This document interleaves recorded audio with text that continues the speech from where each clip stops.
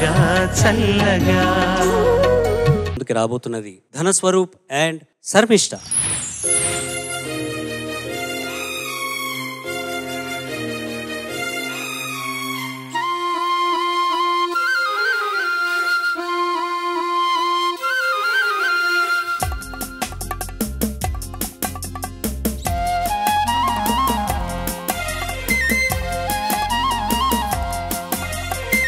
నన్ను ఎవరో తాకిరి, కన్ను ఎవరో కలిపిరి, చూపులోని ఆపలేని మత్తు మందు జల్లిరి. నన్ను ఎవరో తాకిరి, కన్ను ఎవరో కలిపిరి, చూపులోని ఆపలేని మత్తు మందు జల్లిరి.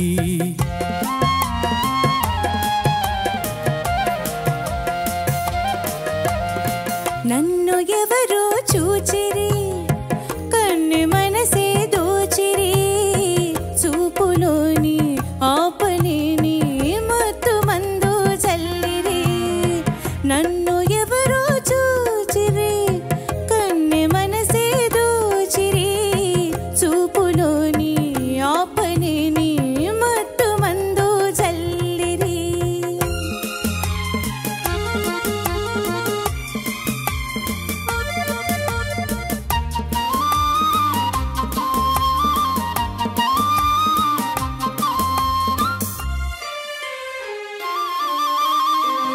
ఆ బుగ్గల లేత సిగ్గు నా కోసం పూచినదేమో, ఆ బుగ్గల లేత సిగ్గు నా కోసం పూచినదేమో.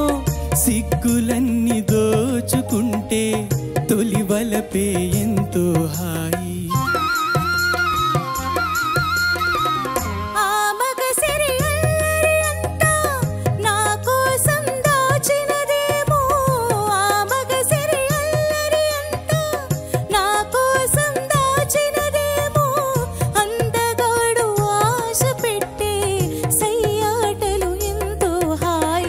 నన్ను ఎవరో తాకిరి, కన్ను ఎవరో కలిపిరి, చూపులోని ఆపలేని మత్తు మందు జల్లిరి.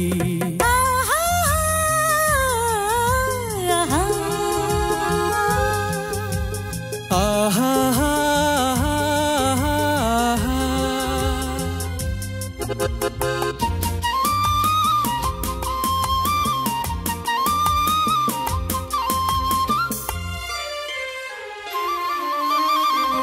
ఆ నల్లని జడలో మల్లెలు నా కోసం నవ్వినవేమో, ఆ నల్లని జడలో మల్లెలు నా కోసం నవ్వినవేమో. మల్లెలాగా నేను కూడా జడలోనే ఉంటే హాయి.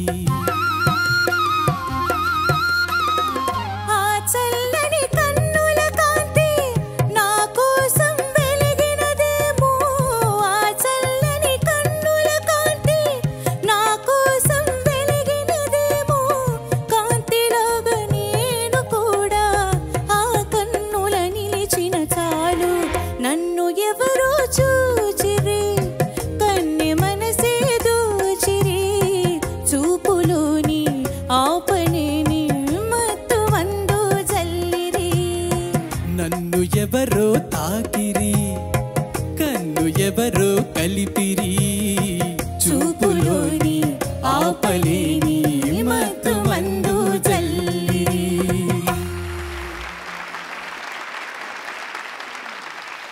కిరణ్ గారు, నన్ను మీరిద్దరూ కలిపి తాకిరి. Thank you sir. మీకు విషయం చెప్తా సార్.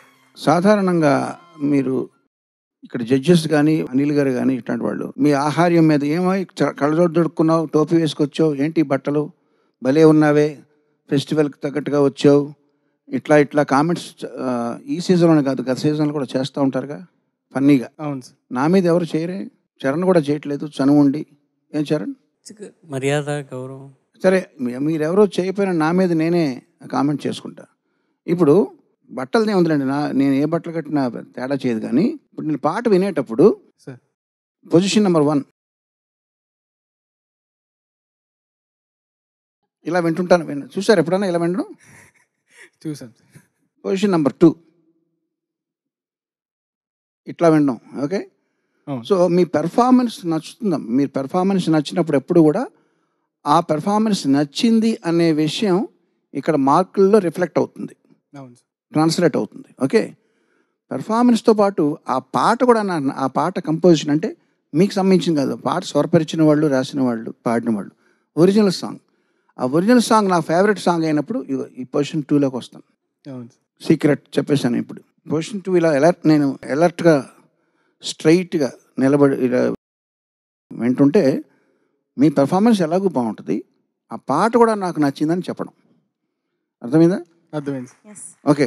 ఇప్పుడు సరదాగా మీ పాత పాటల నాలెడ్జ్ ఎంతవరకు ఉందో టెస్ట్ చేద్దాం. వితౌట్ ఆర్కెస్ట్రా, జస్ట్ చరణం ఫస్ట్ లైన్ పాడు ఎవరొకరు. ఆ బుగ్గల లేత సిగ్గు. వెయిట్, ఏమైనా గుర్తొచ్చిందా? వేరే పాట గుర్తొచ్చిందా? ఇప్పుడు ఏం గుర్తురాట్లేదు. బాలు గారి పాట ఏమైనా గుర్తొచ్చిందా? హింట్, ఇది ఘంటసాల గారి పాటే కదా. బాలు గారు చరణ్ నీకు అంటే నాకు ఈ రాగం తెలియదు కానీ నాకు తోచింది తనివి తీరలేదే. చరణం ఫస్ట్, చరణం ఫస్ట్ లైన్ నేను పాడినా? చెప్పండి సార్. కొమ్మల్లో కోయిలమ్మ కోయన్నది, నా మనసు నిన్నే తలచి ఓయన్నది, మురిపించే ముద్దు గులాబీ తారారేరా, చిన్నారి చెక్కిలికేమో తారారే, రాశాను ప్రేమ లేఖలెన్నో. ఈ పాట పాడుంటే మీరు నా పొజిషన్ నెంబర్ 3కి వెళ్ళను. 3 అంటే ఏంటి తెలుసా?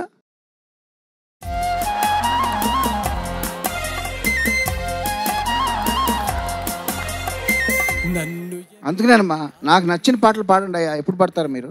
ఏదైనా ఎపిసోడ్లో పాడతారా? మీరు ప్రామిస్ చేస్తారా పిల్లలు? చంద్రబోస్ గారికి నచ్చిన పాటలు పాడండి, చరణ్ గారికి నచ్చిన పాటలు పాడండి, సునీత గారికి నచ్చిన పాటలు పాడండి. Okay, thank you very much. చక్కగా పాడారు. All the best. ధనస్వరూప్, నీ గొంతు అద్భుతంగా ఉంది పాటలో. నువ్వు కనిపించావు, ఎవరిని ఇమిటేట్ చేయలేదు. వారిని ఇమిటేట్ చేసేంత యాక్చువల్లీ చాలా చాలా కష్టం. ఘంటసాల మాస్టర్ గారిని ఇమిటేట్ చేయడం, ఒకళ్ళని ఇమిటేట్ చేయడం చాలా కష్టం. అందున మాస్టర్ గారిని, బాలు గారు లాంటి వాళ్ళని ఇమిటేట్ చేయాలి అంటే ఎంతో టాలెంట్ ఉండాలి.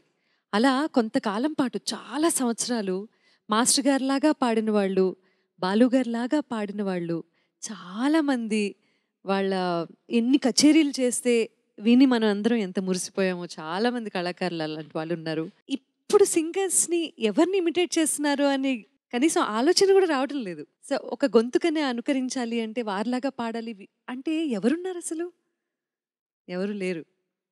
బట్ బాలుగారి గాత్రం మాత్రం చరణ్ గారు యాజ్ ఈజ్.